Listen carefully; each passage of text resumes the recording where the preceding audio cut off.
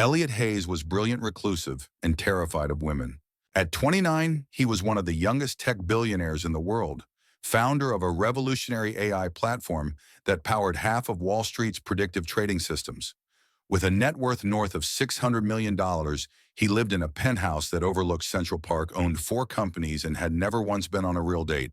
Not because he didn't want to, because he couldn't. Touch terrified him. Conversation paralyzed him. The idea of intimacy, emotional or physical, left him gasping like a swimmer caught under ice. His therapist had called it severe social anxiety with trauma-linked intimacy avoidance. His parents had called it an embarrassment, and now they had stopped asking for explanations. They had stopped waiting. They had acted. That morning, Elliot had returned from a tech summit in Montreal, stepping into his gleaming, sterile penthouse like a ghost re-entering his mausoleum. The smell of citrus cleaner still lingered from the housekeeper's visit, and the only movement in the apartment came from the soft, shifting lights of his 7-monitor work desk, waiting like obedient pets. But something was different. On the edge of the sleek mahogany desk beneath a chrome desk lamp sat a crisp, cream-colored folder. Its contents would change everything. Surrogate Services Agreement. Elliot stared at it for a full minute, trying to process the words printed in cold legal font. It didn't compute. For the express purpose of producing an heir, it read, a 6-month arrangement, monthly stipends, strict confidentiality, no strings. No strings. His chest tightened. He knew immediately where this came from. His parents, always meticulous, always discreet, and always determined to preserve the Hayes family legacy. Apparently, his inaction had become intolerable. They were currently abroad on a 3-month investment expansion tour across Europe. Convenient, strategic, and now without his consent, they had begun executing a plan that would deliver their version of a legacy, whether he was ready or not. He turned the page. There was a name, a photo, a signature. Imani Carter, 26, literature grad student, Brooklyn native, no criminal record, no history of litigation, no political affiliations. A photo was paperclipped to the last page. Elliot glanced at it once, then dropped it like it burned. And then, like clockwork, the soft chime of the private elevator echoed through the penthouse. She was here. His throat closed. Panic overtook him like a thunderclap. He hadn't spoken to anyone in person in weeks, hadn't been within 2 feet of another human being since his flight, and even then, he'd flown private. He wasn't ready, not for this. He didn't move as the elevator opened. He couldn't. His fingers curled into fists at his sides as his body froze by the desk. Then came the sound of footsteps. He imagined her walking confidently into the sleek, lifeless space his parents called a home. Not knowing what she was about to step into, or maybe she did know. Maybe she was trained for this. Maybe she was one of those women who could smell a billionaire's weakness from 1,000 feet away. But then he heard her voice, Mr. Hayes. It was soft, warm, not clinical, not transactional, like velvet with something human wrapped inside it. My name's Imani Carter. I believe your parents arranged for me to come. Elliot closed his eyes and pressed his back to the wall. He felt sweat bead on the back of his neck. His jaw locked. Why hadn't anyone warned him she'd be early? Why hadn't the concierge stopped her? Then again, the contract probably overrode building protocols. Of course it did. A beat passed. I know this is weird, her voice continued closer now, but I drove through that mess of a thunderstorm to get here, and honestly, my nerves are hanging by a thread. So if you're home, and I'm guessing you are, I'd love to talk before this gets any more awkward. Elliot shifted. Through the crack of his home office door, he caught a glimpse of her. And then everything stopped. She stood near the coffee table, her skin glowing against the backdrop of his minimalist black and white furniture. Her dress was simple black, modest, but it hugged her frame like it had been made for her. Her natural curls were pinned back in a soft, elegant updo. She had high cheekbones, full lips, and the kind of eyes you don't forget. Eyes that weren't just looking at the room, they were reading it. She was stunning. He felt the breath leave his lungs in one long, involuntary exhale. I'm not here to pressure you, she added, placing a slim folder on the table. I read the whole contract, but to be honest, it didn't tell me anything about you. So if we're going to do this, whatever this is, I'd rather we start as people, not paper. Elliot's palms were sweating. He had to speak, say something, anything. But how could he explain the paralysis, the clawing tension in his chest? That despite having money, genius, and success, he couldn't even shake a woman's hand without his brain short-circuiting. Still, something about her voice, her presence made the silence unbearable. "Miss Carter," he said at last, the words coming out low and hoarse. She turned sharply toward the door. Her face lit up. "You're here." He stepped into the hallway, gripping the door frame like a man who'd forgotten how to walk. His t-shirt was wrinkled, his jeans a size too loose. His hair, dark and overgrown, hung into his eyes. He looked every bit the recluse he was. Imani smiled anyway. "Please call me Imani." They stared at each other. The air between them felt charged like a waiting room before a storm. "This is terrifying," Elliot admitted, surprising even himself. "For both of us," she said. "But maybe we could be terrified together, over dinner." He blinked. "I noticed your kitchen. Looks like it's never been used." He almost laughed. "Almost. I usually order in." "Perfect," she said with a warmth that caught him off guard. "I love to cook. Why don't you tell me what you like, and I'll see what's hiding in your fridge." He didn't stop her when she walked toward the kitchen. He didn't tell her to leave. He just watched. And for the first time in a long time, Elliot Hayes felt something foreign rising in his chest, something terrifying, strange, and a little bit beautiful. Hope. The sound of sizzling butter filled the kitchen like a soft heartbeat. Elliot stood just outside the doorway, half hidden behind a steel column, watching Imani move through his state-of-the-art kitchen like she'd lived there for years. Her presence didn't disrupt the space, it redefined it. She'd tied her curls back with a silk band she pulled from her purse, revealing the elegant curve of her neck. Her hands moved instinctively, slicing herbs on a bamboo cutting board he didn't remember owning. When she opened the fridge, she blinked in mock horror at its contents. 3 bottles of cold brew, 2 takeout containers of questionable origin, and ketchup. She tilted her head, grinning. "You really are a bachelor." Elliot leaned against the wall, arms crossed tight over his chest as if that might help him stay grounded. He wanted to say something witty, or at least apologetic, but all he could manage was, "I wasn't expecting company." She didn't turn around, but her smile widened. "I figured. Luckily, I stopped at a market on the way here. Thought I'd have to bribe a doorman with cookies, but no one stopped me." Elliot frowned. That was a problem. The building's concierge had strict protocols. His parents must have overridden them. Again. "I'll talk to security," he muttered. "No need. I didn't mind. It's just..." She paused, looking up as she placed a carton of eggs on the counter. "This whole thing is surreal.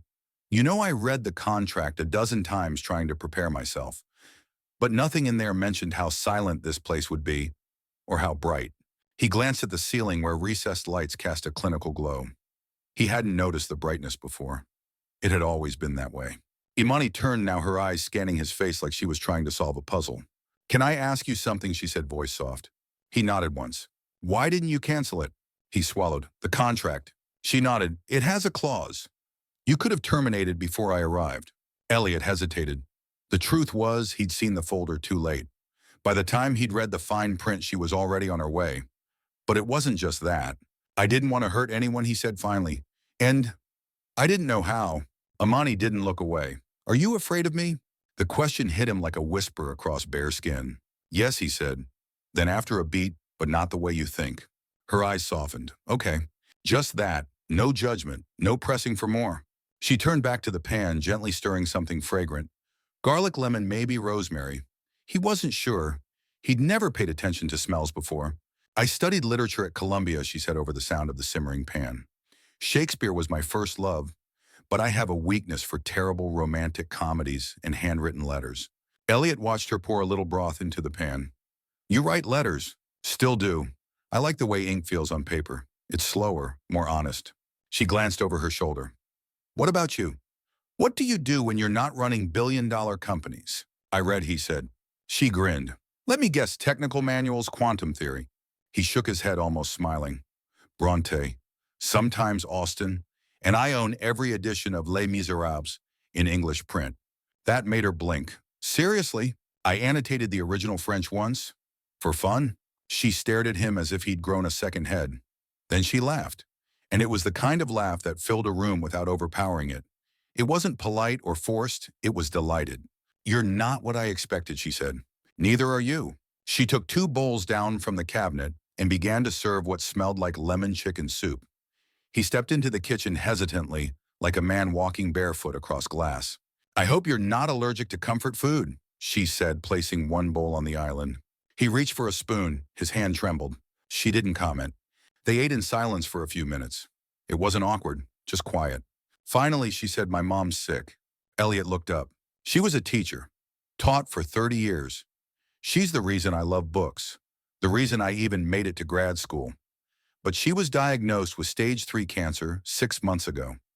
I tried to juggle work and school and hospital bills, but I was drowning. The contract offered enough to cover everything. That's why I'm here. Elliot stared at the steam rising from his bowl. You don't have to explain. I know, she said, but I want to. He nodded. My mom doesn't know I'm here, she added. She thinks I'm house-sitting for a rich family while they're traveling. Elliot's jaw clenched. If she knew, she'd be heartbroken. She always told me to wait for love. That love should be free, not transactional. He wanted to say something kind, but his throat felt thick. Instead, he pushed his soup away and stood walking to the grand piano in the corner. Do you play? She asked. He nodded, sitting down. He didn't look at her as his fingers hovered over the keys. Then slowly he began to play. The melody was slow, aching one he'd written during a winter when the loneliness felt sharper than usual. Notes hung in the air like breath on glass. It wasn't technically perfect, but it was honest. When he finished, the silence felt full, not empty. Imani stood nearby, eyes shining. That sounded like loneliness, she whispered, but also like hope. Elliot didn't know what to say to that. She stepped closer. He could feel her warmth now, her breath. His hands twitched on his lap. His skin buzzed. She leaned in slightly, her lips parted, her gaze slipping to his mouth just for a second. His body screamed to move, to kiss her, to reach. But his panic surged faster. I have work, he mumbled, bolting from the bench like he'd touched fire. Behind him, he heard her sigh. She didn't follow. He locked himself in his office, hands trembling, breath ragged. For the next hour, he stared at his screen, accomplishing nothing. And yet, even with walls between them, her presence lingered in every corner of his home. Her voice, her warmth, her gaze, it all lived there now. He had let her in. Just a little. And that terrified him more than anything else in the world. For 3 nights, Elliot barely slept. Every time he closed his eyes, he saw Imani, her smile over the edge of a soup spoon, the way she had looked at his mouth before he'd run, the soft whisper of her voice, calling his music hope. He had tried to lose himself in work and code, in the predictable rhythm of algorithms and firewalls. But her presence had scrambled everything. Her laugh echoed in the quiet spaces. The scent of rosemary still clung to the kitchen air. The piano keys stayed warm, as if her memory had left fingerprints on them. On Monday morning, she was in his library. Elliot stood outside the doorway, heart pounding like a teenager with his first crush. Through the slightly open door, he watched her curled up in the oversized reading chair near the tall windows. She was barefoot, legs tucked beneath her, wrapped in a cream sweater he'd never seen before. She was reading, completely absorbed. A worn copy of Jane Eyre rested in her lap, her fingers gently turning the pages. Her curls were loose now, catching the morning light like delicate strands of ink. She looked like she belonged there, and that terrified him. You can come in, she said without looking up, her voice laced with quiet amusement. I don't bite. Elliot's face flushed with embarrassment at being caught. He stepped inside awkwardly, hands shoved deep into his pockets. I didn't want to disturb you. You're not, she said, finally glancing up. Their eyes met. The familiar jolt, sharp and electric, passed between them. I was just thinking how incredible your library is. Most people use books like these for decoration. I've read them all, he said, trying to keep his voice even. Some of them multiple times. Imani lit up. Really, even the Bronte sisters. Especially the Brontes, Elliot replied, surprising even himself. Emily was a genius, but Charlotte understood passion in a way that was revolutionary. Her eyebrows lifted, impressed. Okay, now you're just showing off. He smirked faintly, sitting on the edge of the armrest across from her. What do you think about Rochester, he asked. Imani laughed. The age-old debate. Romantic hero or emotionally manipulative gaslighter. And just like that, they were off. For over an hour, they debated character arcs, symbolism, unreliable narrators, and how much trauma justifies bad behavior. Imani was sharp, thoughtful, and unafraid to push back. Elliot found himself speaking more than he had in months. She didn't just listen, she challenged him, and he liked it. No, he loved it. When their conversation finally slowed, Imani set her book down and rested her chin in her hand. You should teach. The way you analyze themes, the clarity, it's rare. You'd inspire people. Elliot looked away uncomfortable. I've thought about it, but the idea of standing in front of a room, he trailed off, shrugging. Imani's smile softened. Fair, but you've got the heart for it. There was a silence, then comfortable easy. Until Elliot asked, how's your mom? Imani hesitated, her expression dimming. Stage 3. They're trying a new treatment, experimental, expensive, but the doctors think there's a chance. She paused, voice quieter. If we can afford to keep going? Elliot's chest ached. He wanted to pull out his checkbook, wire money by her time, but he knew that would only make her feel worse. He sensed Imani wasn't someone who took charity lightly. Tell me about her, he said instead. What's she like? That lit something in her again. Imani sat up straighter, eyes warm. She's the strongest person I know. Retired teacher, raised me by herself, taught high school English, and always made her students feel like they mattered. She still volunteers at literacy programs when she can. She worries more about my future than her own health. Elliot found himself leaning and captivated, not just by the story, but by the way Imani's eyes sparkled when she spoke. She'd like you, she said, suddenly surprising him. She always said the best men are the ones who read books and think about what they mean. He smiled at that, but the warmth faded as something else crept into his thoughts. Does she know about this? The arrangement? Imani's face shifted, guilt, pain, shame. No, she thinks I'm house-sitting for a wealthy couple while they travel. She looked away. She raised me to believe in love. Real love. Waiting for the right person. If she knew I was being paid to have someone's child. She didn't finish the sentence. Elliot's throat tightened. He couldn't blame her for lying. He was still struggling with the strangeness of the whole thing himself. He stood suddenly, the tension in his body too much to contain. His fingers itched for something familiar. He walked to the far side of the library where a grand piano stood untouched. Do you play? Imani asked, tilting her head. A little, he replied. Understatement of the century. Music had been his secret refuge long before code, before money. His fingers found the keys almost without thinking. He played a piece he'd composed last winter during a week when the loneliness felt like a disease spreading through his bones. The melody rose and fell like a confession, aching, searching, unresolved. When the last note faded, he sat frozen, afraid to turn around. That was beautiful, Imani said, voice reverent. Did you write it? He nodded. She walked over, slowly stopping just behind him. It sounded like loneliness, she whispered, but also like hope, like someone waiting for something beautiful to happen. Elliot turned. She was close, too close. He could see the gold flecks in her eyes, the curve of her lips, the subtle rise and fall of her breath. And she was looking at him like he was something precious. Her eyes dropped briefly to his mouth. He panicked. I should get back to work, he stammered, shooting up from the bench so fast the piano squeaked. I have emails. Imani stepped back, the light in her eyes dimming, but she nodded. Of course. He fled, disappearing into his office like a soldier retreating from battle. But as he leaned against the closed door, heart thudding in his ears, he realized something important. He didn't want to run, not really. He was just afraid of what would happen if he stayed. Afraid of what would happen if he let the ice truly break. Elliot woke before dawn to a sound that didn't belong in the polished silence of his penthouse. Coughing. It was harsh, raw, and persistent, coming from the kitchen. He sat up in bed, disoriented. For a few seconds he thought he was dreaming, but then another fit followed, louder this time, racking and uncontrollable. He threw on a hoodie and padded barefoot into the hallway. Imani was leaning over the sink, bracing herself with both hands, her body shuddering with each spasm. Her usually radiant face was pale and flushed in all the wrong places. Sweat matted the curls at her temple. She was still in her pajamas, thin cotton, nothing warm enough for someone clearly burning up. Imani, Elliot asked carefully. She turned her head slightly. Her eyes were glassy with fever. I'm fine, she whispered hoarsely, then doubled over with another cough that seemed to take all the air from her lungs.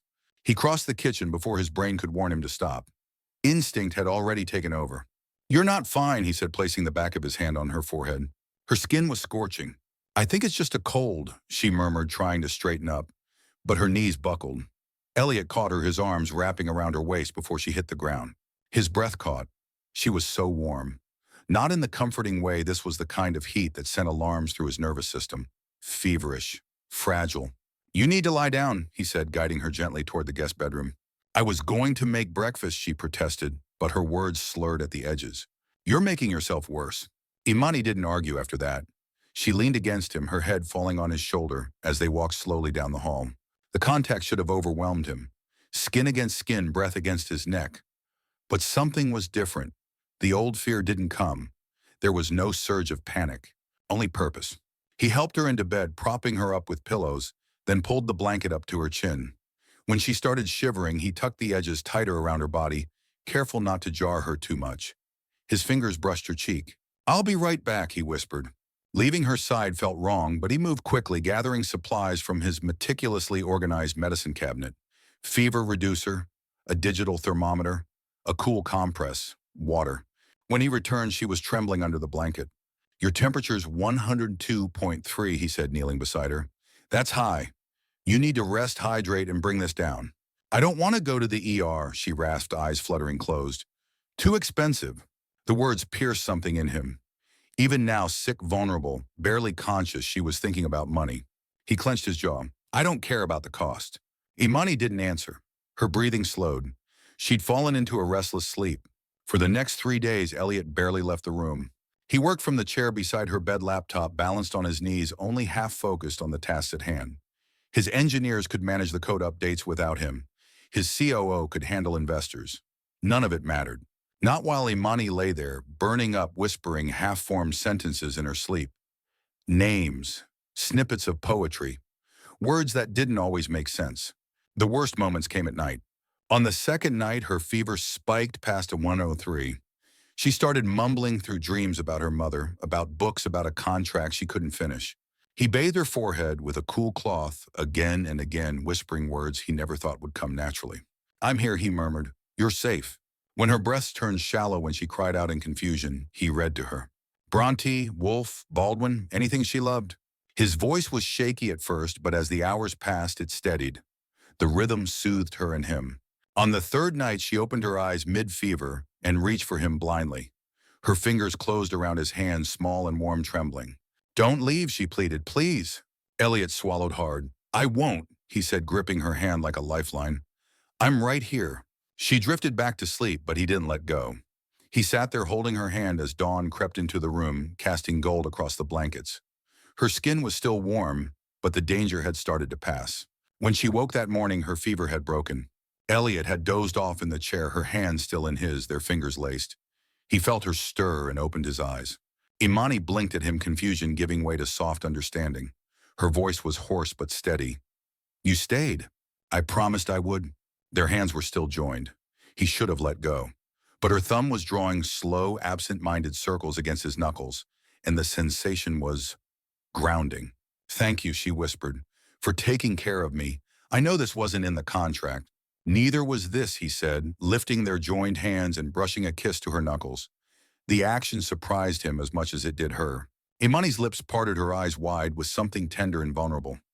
Then slowly she shifted to the side and patted the space beside her. You must be exhausted. Lie down, please. The invitation hung between them, soft and full of trust. He hesitated. Sharing a bed even innocently felt like a line, one he wasn't sure he was ready to cross. But she was looking at him like she wasn't asking for anything more than presence. So Elliot lay down fully clothed on top of the blanket beside her. Their joined hands rested between them on the pillow. In the morning light, she looked like herself again. Color was returning to her cheeks. Her curls spilled across the pillow like dark silk. I was scared, she admitted. When the fever was really bad, I kept thinking about my mom. What would happen if something happened to me? Nothing is going to happen to you, Elliot said fiercely. I won't let it. Imani smiled. You're not what I expected, Elliot Hayes. What did you expect? She shrugged, eyes soft. Someone cold, detached, all business. She looked down at their hands still joined. Instead, I found someone who plays music that sounds like longing, who holds my hand through fever dreams, who stays up all night reading because I couldn't sleep. He felt heat rise in his face. I'm not good at this, he said. Being close to people. You make me want to try, but I don't know how. You're doing fine, she replied gently. Better than fine. They talked for another hour about her mother, about his childhood, about books and music, and what it meant to feel seen. When she finally drifted off again, her head just inches from his, Elliot stayed beside her. 3 days ago, the idea of touching her hand would have sent him into a spiral. Now he couldn't imagine letting go. Something had changed, shifted. The ice was cracking, and beneath it something warm and fragile was starting to bloom. The sun had returned with gentle warmth, softening the chill of early spring. After days of fever and confinement, Imani stood in the open doorway of the penthouse balcony, barefoot wrapped in a gray cardigan Elliot had laid at the foot of her bed that morning. She was sipping mint tea, breathing in the city, its faint car horns, the flutter of birdsong, the occasional laugh from a rooftop below. The city was alive again. So was she. Behind her, Elliot lingered in the kitchen, pouring himself coffee and pretending not to watch. But he saw everything. The way her shoulders rose with each inhale. The careful way she clutched the mug like warmth itself had become sacred. The quiet, unreadable expression on her face as she stared at the sky. He finally spoke. "Would you like to go out?" Imani turned. "Out. Fresh air. Real sun. Not filtered through glass." He looked down, feeling strangely self-conscious. "There's a private garden 2 floors down. No one uses it. I thought maybe we could walk." Imani blinked in surprise. For a moment he wondered if he'd said the wrong thing. But then she smiled. "Yes, I'd like that." They took the private elevator to the 42nd floor, where a rooftop garden had been installed years ago by a developer who'd abandoned the idea halfway through. Elliot had always thought of it as a forgotten luxury. The potted trees were trimmed by building staff. The benches wiped clean, but no one ever sat among the flowers. Until now, Imani stepped out first, her face lifted to the light, soaking in the warmth like it was medicine. She turned in a slow circle, eyes wide at the rows of lavender jasmine and ornamental grass swaying in the breeze. "This is beautiful," she said softly. Elliot shrugged. "I always thought it was a little artificial." She tilted her head. "It's alive, that's what matters." They wandered in silence at first, moving past climbing ivy and bursts of tulips arranged like polite applause at the base of white trellises. Elliot kept his hands in his pockets, his shoulders stiff. He hadn't been outdoors in weeks. Not like this. Not without the barrier of tinted car windows or the urgent agenda of a board meeting. Imani stopped near a low hedge and sat on the edge of a stone planter. She looked up at him, shielding her eyes from the sun. "You okay?" He sat beside her slowly. "Just unpracticed." She smiled. "At walking, at being around someone like this. Without rules, without expectations." Imani traced a finger along the rim of her mug. "No expectations is kind of the definition of our agreement, isn't it?" He glanced sideways at her. "That's not what I meant." She met his gaze. Her expression was open, unguarded. "Then what did you mean?" He hesitated. The truth was clawing its way forward. "I'm not used to being seen," he said at last. "Most people talk to my money, or my company, not me." Imani nodded slowly. "I know that feeling. Different reasons maybe, but yeah." They sat quietly for a moment, sharing the space, sharing something more than words. Then she turned to him. "Want to try something weird?" He raised an eyebrow. "Define weird." She grinned. "Close your eyes." He hesitated but obeyed. "Now breathe in, slowly. Hold it. Feel the sun on your face. Feel the air go all the way into your ribs." He did as she said. The air was cool in his nose, warm in his chest. The sunlight felt like silk on his skin. "Now exhale," she said softly. "And tell me one thing you're afraid of." His breath left him slowly. "I'm afraid I'll never know what it means to really connect with someone," he said quietly.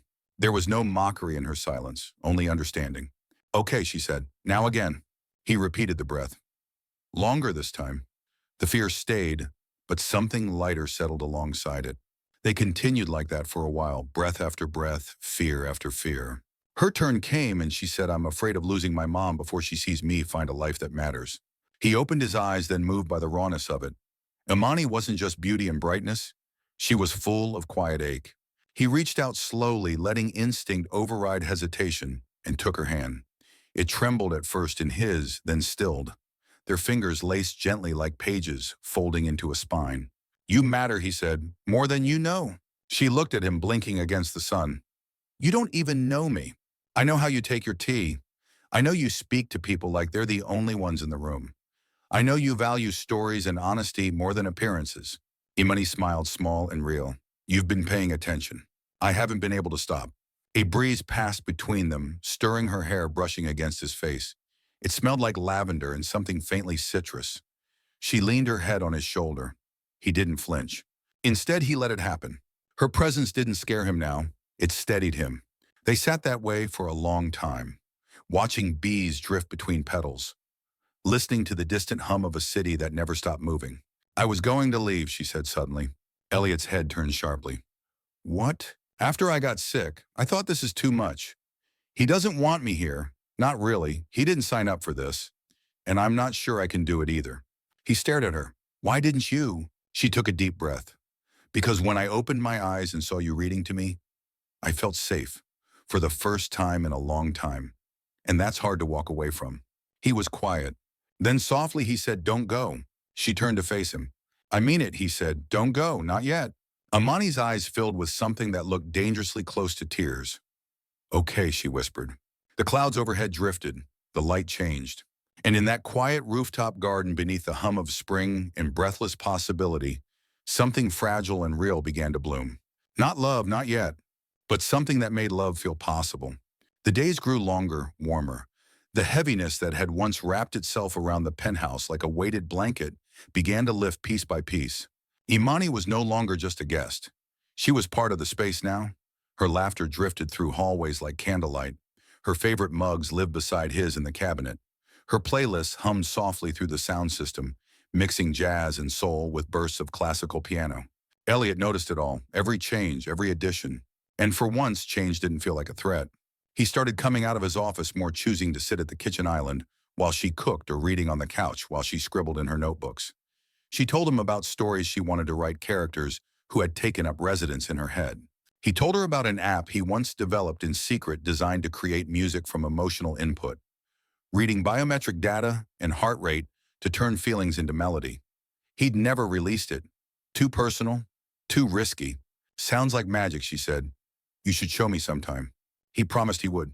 But the real shift came on a rainy Tuesday evening.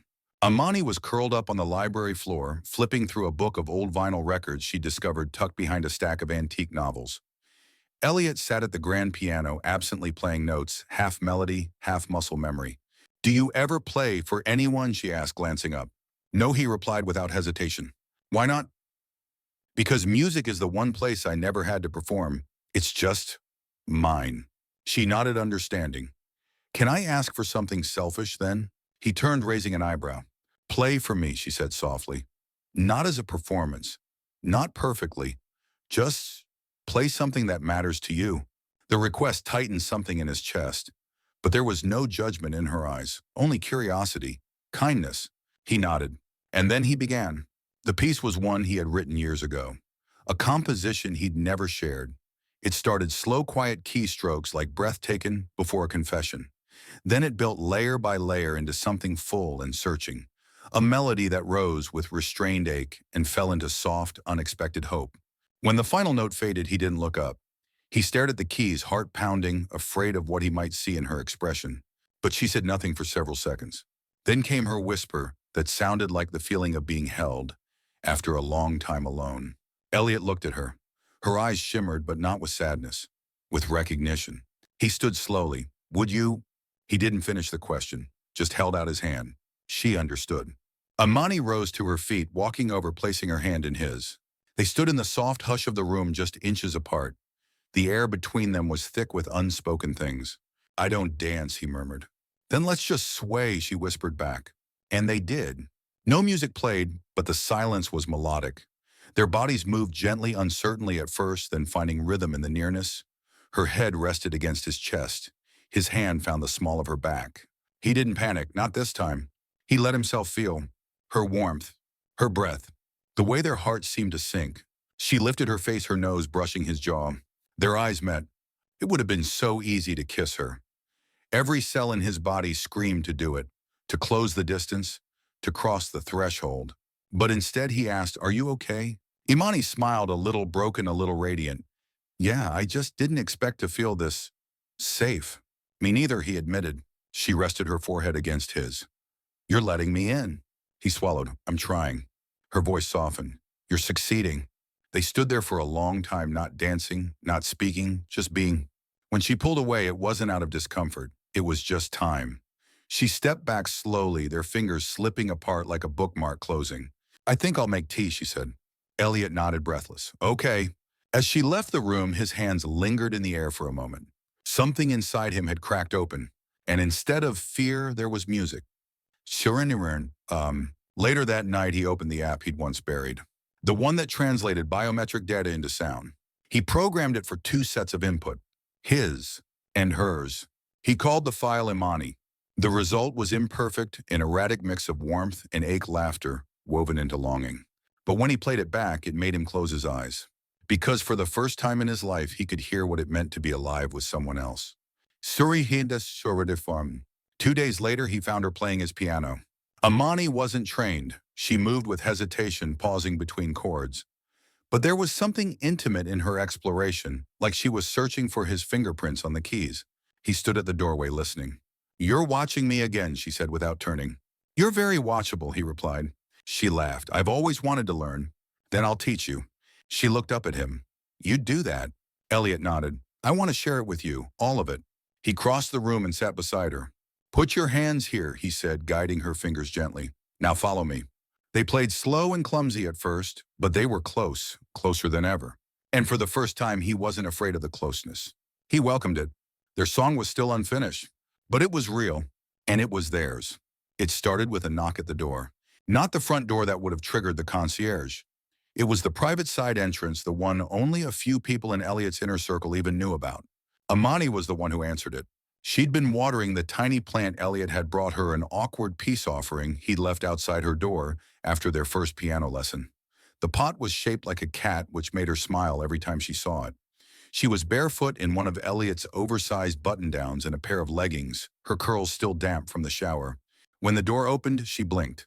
A tall, sharply dressed man with perfectly tousled dark hair and a Harvard sweatshirt slung around his neck raised an eyebrow and said, "Well, this is new." Imani stared. He extended a hand with casual confidence. "Julian Marsh, Elliot's best friend. And you are—" She shook his hand automatically. "Imani Blake. I'm staying here." Julian's smirk was subtle. "So I see." He stepped inside without waiting for an invitation. "I must be early. Is he home?" "Office," she said, recovering quickly. "Straight down the hall." Julian nodded but didn't move right away. His eyes scanned her from head to toe, not rudely, but with the kind of curiosity that made her spine stiffen. "And you're, what exactly, the girlfriend, the live-in muse?" Imani met his gaze evenly. "I'm the person who just offered you the benefit of the doubt. Don't make me regret it." Julian's grin widened. "Touché." He finally disappeared into Elliot's office, leaving behind a trail of expensive cologne and mild annoyance. Imani exhaled slowly and went back to her cat-shaped plant. From his desk, Elliot looked up in surprise. "Julian?" "You're alive," Julian laughed, sweeping in like a gust of wind, and apparently cohabitating. Elliot groaned. "Don't start. I'm not judging. I'm just curious." Julian dropped into the armchair across from him, crossing his legs with practiced elegance. "She's smart, pretty, sharp tongue. I like her." Elliot frowned. "You met her for 2 minutes. 64 seconds to be exact. But I'm a quick study." "Julian." "Fine," he said, holding up his hands. "But you're glowing like a man who's been touched by the gods, and I'd be failing you as a friend if I didn't say something." Elliot rolled his eyes. "It's not like that. Except you've written her a melody, taught her to play piano, and let her wear your favorite shirt." Elliot's mouth opened, then shut again. Julian leaned forward. "Does she know?" "Know what?" "Why she's really here." That stopped him cold. "I told her what she needed to know. The agreement was mutual." Julian raised an eyebrow. "Did you tell her your parents brokered the deal like a business merger? That your mother chose her out of a file folder?" Elliot looked away. "No, I haven't." "Then you might want to, before she finds out another way." The warning settled like a stone in his stomach. Later that afternoon, Julian reappeared in the kitchen where Imani was slicing strawberries and humming Nina Simone. "Need a hand?" he asked. "I'm good, thanks." He grabbed a second knife anyway and started cutting. "So, Harvard." She gave him a look. "You wear that sweatshirt like it's a personality trait." "It kind of is. Tragic." Julian laughed. "Okay, I deserve that." They worked in silence for a while. Then he asked casually, "What do you think of him?" She didn't respond immediately.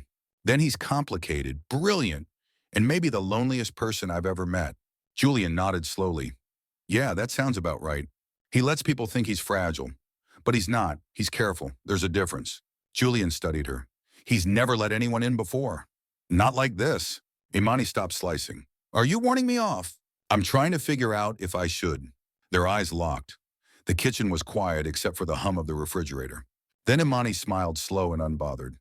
Don't worry, I'm not here to hurt him. I believe you, Julian said, which might be why I'm still a little jealous. Imani arched an eyebrow. Of what? Julian smiled wryly. That you crack the code. That you get to see him unmasked. Elliot walked in just then, freezing when he saw them standing too close at the counter. Something in his chest tightened. Julian turned with a grin. We were just bonding over fruit and emotional repression. Imani smirked, mostly the fruit. Elliot crossed the room, brushing past Julian a little too firmly to reach Imani. Can I talk to you? She looked up surprised. Now. Yeah. Please. She followed him into the hallway. Once they were alone, Elliot exhaled. You're wearing that shirt. She looked down. Is that a problem? No, just, Julian noticed, and he notices everything. Imani tilted her head. Are you jealous? He hesitated. I don't know. Maybe, yes. Her eyes widened in amusement. You're allowed to say it, you know. I won't bite. He rubbed the back of his neck. It's just, I've never had to feel this way. Never wanted to. But watching you laugh with him, I wasn't laughing at you. I know. A beat of silence. Then she said gently, he's your friend. He's also a reminder, Elliot said, of who I used to be, who I'm still afraid I am. Imani reached for his hand, lacing their fingers. You're not that guy anymore. His voice dropped. You make me want to be someone better. You already are. They stood in the quiet, wrapped in the echo of those words. Until Imani said, next time just kiss me, instead of having an identity crisis. He blinked. What? She smiled. You heard me. He hesitated, heart pounding, then leaned in slow, careful, giving her time to stop him. She didn't. Their lips met in a kiss that started soft, almost hesitant, and then deepened, melting weeks of tension, of missed chances and almost. When they pulled apart breathless, she whispered, see easier than jealousy. He touched his forehead to hers. Much. In the other room, Julian poured himself a drink and grinned. About time. It began without pretense. No candlelight. No dramatic declaration. No orchestrated seduction. Just quiet and presence.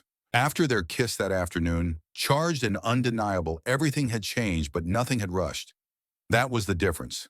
There was no panic, no aftermath of apologies. Just an unspoken agreement this mattered, and they'd treat it like it did. That night the rain returned, a gentle, steady patter against the penthouse windows. The kind that made the city feel far away, like the world outside was dissolving into mist.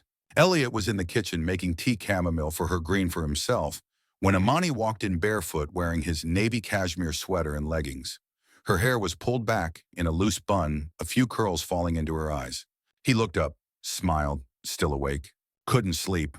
Bad dream. No, she said, then paused. Good thoughts, loud ones.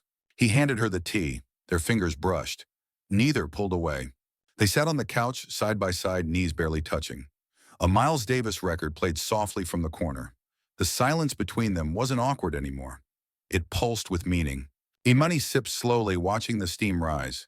Do you always stay up this late? Usually. Why? Elliot looked out the window. I think I learned early that night was safer. Fewer expectations, less noise, and fewer people to disappoint. She watched him. You don't disappoint me.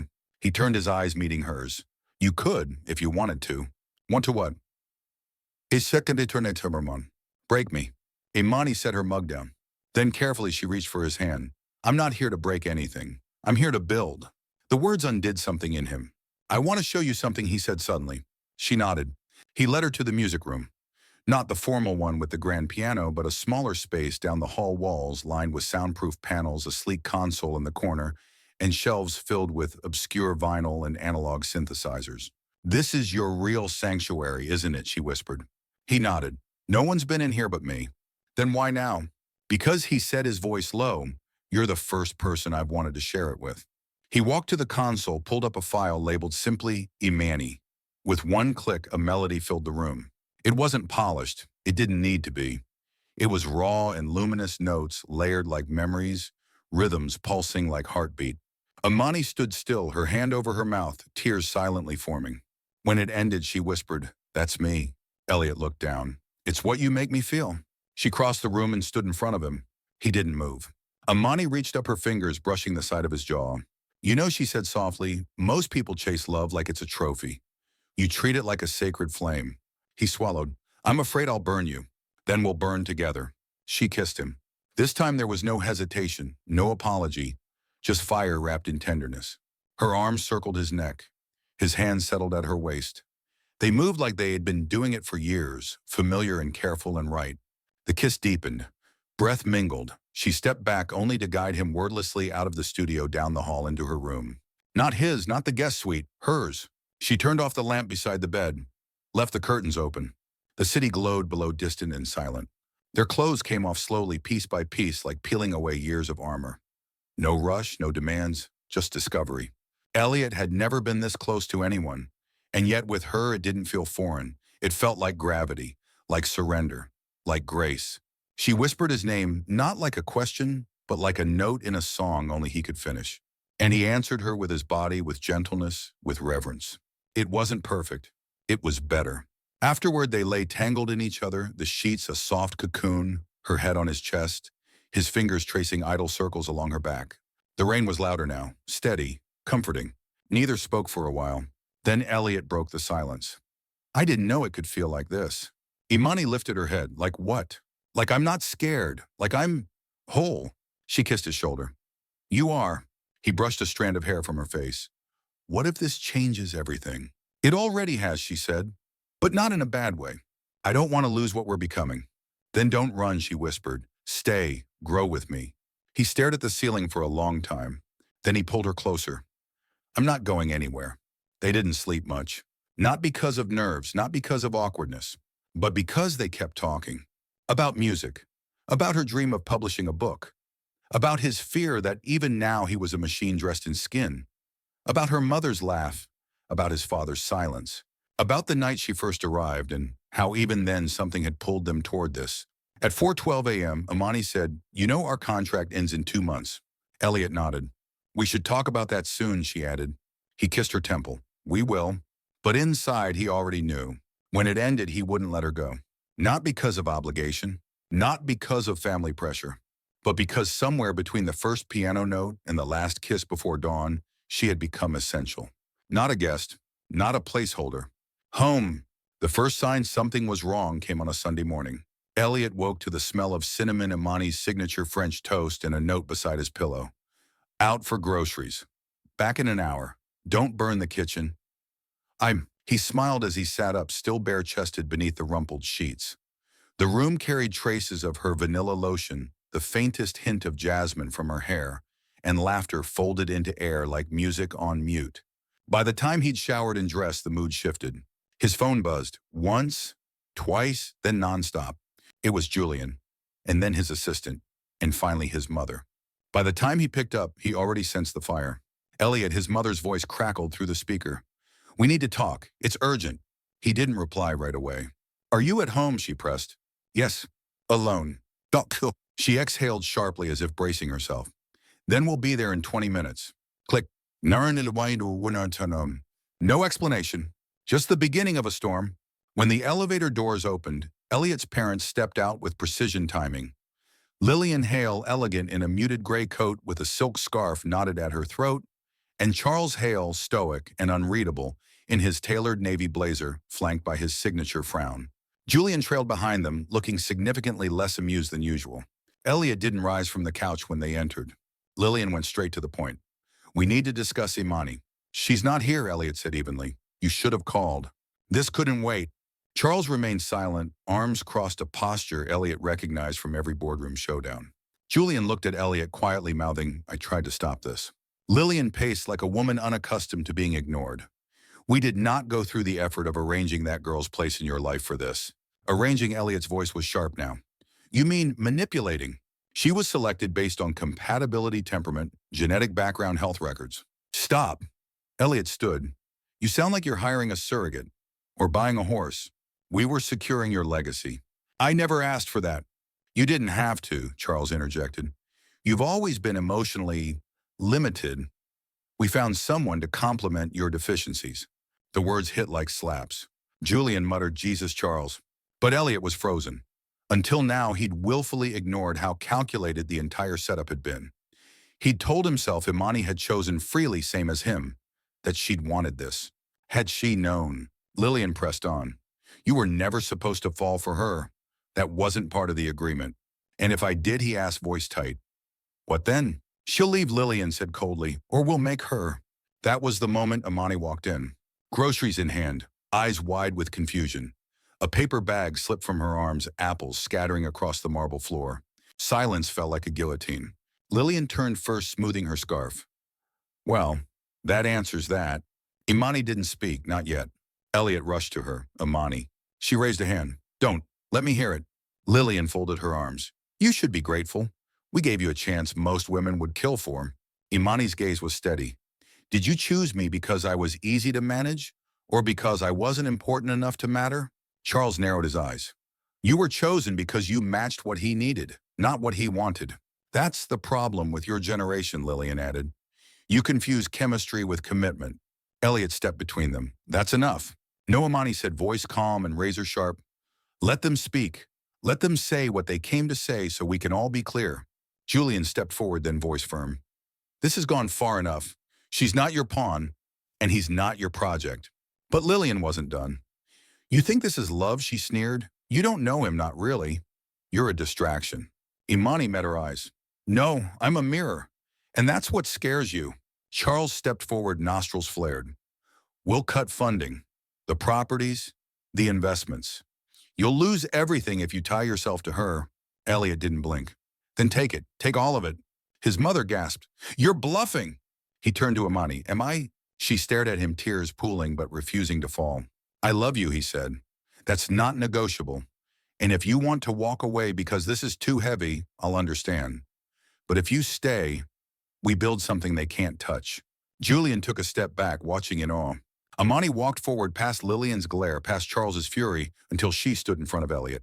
Is it true, she asked softly. Did they arrange all of this before we met? He nodded. Yes, but I didn't fall for the version they sent. I fell for the woman who laughs at my terrible jokes, who makes tea like a ritual, who hears music in silence. Her voice broke. You should have told me. I was ashamed, he said, and I was afraid the truth would push you away. She closed her eyes, then opened them, and kissed him. Not gentle, not careful, but defiant. She turned to Lillian. You don't get to decide who he becomes. He does. To Charles and your empire, it's rotting, because it was built on fear, not love. And to Julian, thank you for warning me and for staying. Julian smiled faintly. You're the first person who ever saw him. She looked at Elliot. You should say goodbye to them now. And Elliot did, not with rage, but with a simple final truth. You don't own me anymore, and you never did. That night, the apartment was quiet again. Too quiet. Imani stood by the window, arms folded, watching headlights drift across glass towers. Elliot came up behind her, wrapping his arms around her waist. You okay, he whispered. I will be. I meant what I said, all of it. She turned in his arms. So did I. Will you stay? She didn't answer with words. She kissed him again, slow and sure, like sealing a promise. The poison was gone now. What remained was theirs to heal. The test sat on the bathroom sink like it was waiting to deliver a sermon. Imani stared at the little screen, her breath caught somewhere between her ribs and her throat. She'd only taken the test to silence a suspicion, a gentle gnawing in the back of her mind, the same kind of intuition that once told her to trust Elliot, even when everything logical screamed not to. Now here it was, pregnant. No flashing lights, no dramatic sound, just a single word that split her world in two. She sat down on the edge of the tub, one hand pressed to her stomach. It didn't feel different, not yet, but something inside her already had. She wasn't just carrying a child, she was carrying his child. 1,000 thoughts surged at once, what this meant, what he would say, what his parents would try to do, whether she was ready. But above all of that was something quieter and deeper. Hope, terrifying, glorious, real. Elliot found her on the terrace an hour later, wrapped in his hoodie, eyes glassy and distant. She'd placed the test on the table like an offering. He picked it up, read the word, read it again. Then he looked at her. She was quiet, watching him as if he might crumble or run or freeze. He did none of those things. Instead, he knelt down in front of her. Imani, this wasn't the plan. I know, and I don't care. She blinked. You don't. He shook his head. I care that you're here, that you're okay, that we're okay. The rest, we figure it out. She exhaled a long breath she didn't know she'd been holding. Then carefully, are you scared? Completely. A small smile. But I'm not running, and I'm not letting anyone else run this time. This baby, he paused, touched her belly like it was the most delicate instrument in the world. This baby is ours. Her hands found his, covering them. I don't need you to be perfect. Good. I've never even held a baby. She laughed, watery and radiant. We'll learn. He kissed her knuckles. We'll protect this, us, all three. They told Julian first. He sat on their couch sipping espresso, raising one perfectly sculpted brow as they delivered the news. A baby, he repeated, like an actual baby.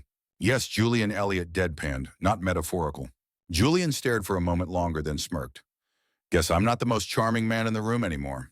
Didn't you lose that title months ago, Imani quipped. Julian sighed, mock dramatic. I suppose this means I have to be the fun uncle. You were always going to be, Elliot said. Julian leaned back, letting the moment settle. You know they'll come for you harder now. We're ready, Imani said. They already lost. They just don't know it yet. Julian nodded. Then I'm with you. Whatever you need. And he meant it. The next weeks passed in a surreal blur. Elliot became something new, attentive, tender, endlessly curious. He read parenting books like he used to read code documentation. He redesigned their calendar to include doctor's appointments, meditation breaks, and oddly specific snack reminders. Imani, meanwhile, found her center shifting. She wasn't used to being cared for. Her instinct had always been to carry herself, to hold her world up without asking for hands. Now there was Elliot offering his hands, his shoulders, his time. At night, they curled into each other like a promise spoken between breaths. He began playing music to her stomach, melodies composed from scratch, gentle and playful. She swore she could feel the baby moving to the rhythm. And then came the miracle. One morning, Imani woke to a dull ache in her side. Not unbearable, but strange. She brushed it off as normal. By evening, it had doubled. Elliot didn't panic. He just grabbed his coat and keys and got her to the hospital. It turned out to be a minor complication, a hormonal imbalance affecting blood flow. Easily treated, but dangerous if ignored. Imani sat in the hospital bed afterward, hooked to an IV, her hand curled around Elliot's. She looked up at him, eyes wide. If you hadn't brought me here, you would have been fine, he said gently. No, she whispered. You saved us. He kissed her forehead. We're a team. That's what this is now. And it was. When they brought her home 2 days later, she stepped inside the apartment with a new kind of reverence. The place wasn't just beautiful anymore. It was safe. That night, Elliot brought out a small wooden box. I was waiting for the right moment, he said. Imani sat on the couch, feet propped up, a blanket across her legs. What is it? He opened the box. Inside was a necklace, simple, elegant, a single silver charm in the shape of a quill pen. For your words, he said. So you never forget they matter. Her throat tightened. You remembered. I remember everything about you. She touched the charm, then looked up. You don't have to marry me just because I'm carrying your baby. I know. You don't owe me a life. He knelt in front of her again, the same way he had on the day he found out. But I want to give you one, he said. A real one. Not the one my parents designed. Not the one some contract predicted. He reached into the box again. This time a ring. No diamonds. Just a band engraved with a single word, begin. I'm not asking for a fairy tale, he said. I'm asking for the messy, imperfect, miraculous truth. With you. She stared at him, then nodded. Tears slipped down her cheeks. Yes, she whispered. He slipped the ring onto her finger and kissed her belly next. Imani went into labor on a Tuesday. The sky outside their apartment was the color of raw steel, muted, stormy, full of unshed rain. It had started with a quiet tightening in her lower back that morning, like the soft strum of a cello string. By mid-afternoon, the intervals were closer, sharper, demanding her attention, like a conductor calling a symphony to its crescendo. Elliot was by her side the entire time, eyes wide with worry and awe. Lips pressed into a thin line as he double-checked the go bag, the route to the hospital, in Imani's breathing. Don't panic, she said, gripping his hand between contractions. I'm not panicking. You're blinking like a malfunctioning metronome. He laughed, tense but grateful. I love you. I know, she whispered. Let's meet our baby. The hospital room was bathed in warm light quiet, except for the occasional beep of machines and the hushed footsteps of nurses moving in and out like shadows. Time became a strange river, slow and rushing at once. Hours bent around pain, around breath, around the primal strength Imani summoned from somewhere ancient and holy. Elliot held her hand, whispered to her, kissed her temple, offered ice chips she didn't want, and encouragement she desperately needed. At 3:41 a.m., after 13 hours of labor, Their daughter entered the world in a burst of sound and light and color. She was perfect. 7 pounds, full head of curls, fingers curled tight around Elliot's pinky the moment he touched her. They named her Aria. Because she was music. Because she was born from silence turned symphony. The days after the birth were a blur of diapers and 2 a.m. feedings, and the soft shock of a new heartbeat filling their home. Imani moved through it with the grace of a woman both exhausted and exultant. Elliot, for his part, was a revelation, tender, tireless, endlessly fascinated by every sound their daughter made. He sang to her at night, played lullabies on the piano while she lay across Imani's chest. He swore she recognized chords already. One morning, as Imani nursed Aria in the soft light of dawn, Elliot came and sat beside them, silent for a long time. Then he spoke. "I want to make something right." Imani looked at him. "With who?" "My parents." She raised an eyebrow. "That's ambitious." "I'm not doing it for them, I'm doing it for her. So she grows up knowing we tried. That redemption isn't just a word people say." Imani nodded slowly. "Then do it." Lillian Hale wasn't expecting the call. When she answered, her voice was clipped. "Elliot, I need you to meet your granddaughter." Silence. Then carefully, "You had the baby. She's healthy. Her name is Aria." Another pause. "And you want me to come to the hospital?" "No, to the apartment, tomorrow noon." Click. No room for negotiation. Charles didn't come. He refused, citing business and legacy and his usual repertoire of cold detachment. But Lillian arrived, on time, alone. She looked smaller somehow, less a steel, more shadow. She stood in the living room uncertain, her hands wrapped tightly around her designer clutch like a shield. Imani held Aria near the window, humming. When Lillian stepped inside, the air shifted. "May I?" she asked. Imani said nothing, just looked to Elliot. He nodded. Lillian walked slowly, like approaching an altar. She stopped in front of her granddaughter and stared. The baby blinked up at her, calm and curious. "She has your eyes," Lillian said. "She has her own," Imani replied softly. "And they're watching everything." Lillian took a step back. "I didn't know how to love you, Elliot," she said suddenly, voice cracking. "I tried to mold you instead. And now here she is, already whole, already more loved than I ever allowed." Elliot's voice was quiet. "It's not too late to change." Lillian turned to him. "Can I hold her?" Imani hesitated, then nodded once. Lillian took Aria carefully into her arms. For a moment, nothing else existed, just the weight of a new beginning in her hands. She rocked gently, and when she looked up again, her eyes were wet. "I don't deserve this forgiveness." "It's not about deserving," Elliot said. "It's about choosing, every day." Lillian held Aria for a long time. Then she handed her back, turned to Imani. "I don't expect you to trust me," she said, "but I'm grateful for what you've given him and what you've brought into this world." Imani nodded a guarded but sincere acknowledgement. As Lillian left the apartment, she glanced back once. Just once. And it was enough. Later that night, Imani curled into Elliot's side on the couch, Aria asleep in her crib, nearby a soft jazz record humming in the background. "She looked different today," Imani said. "She saw something real for once." "You think she'll change?" Elliot paused. "I don't know, but she'll try. That's a beginning." Imani rested her head on his shoulder. "Then maybe Aria's already changing the world." "She's changing mine," he whispered. They sat in the quiet together, wrapped in the glow of something fragile and powerful. Redemption. Not perfect, not immediate, but real. Built slowly, honestly, one choice at a time. 1 year later, the world outside kept spinning, but inside, their home time felt chosen, not rushed. Their apartment, once sleek and curated, now had warmth in every corner. There were finger-painted canvases drying on the balcony, soft toys on the piano bench, lullabies scribbled in Elliot's messy handwriting taped to the fridge. Aria had begun toddling just last week, her chubby legs leading her into every cabinet and every heart. Imani stood barefoot in the kitchen, making blueberry pancakes with one hand while bouncing Aria on her hip. The baby shrieked in delight every time the spatula flipped. "You're encouraging chaos," Elliot called from the hallway, buttoning his shirt as he passed by. Imani smirked. "No, I'm teaching curiosity and patience. Sort of. Remind me of that when she draws on the walls again." She's an artist. She's a tiny giggling tornado with jam on her face. They grinned at each other, in passing, the kind of grin only shared by two people who had seen each other stripped of performance, who had stayed when staying was hard. That morning wasn't extraordinary, but that was the point. It was theirs. Later that afternoon, they walked through Central Park area, nestled in a sling against Elliot's chest, her head bouncing lightly to the rhythm of their steps.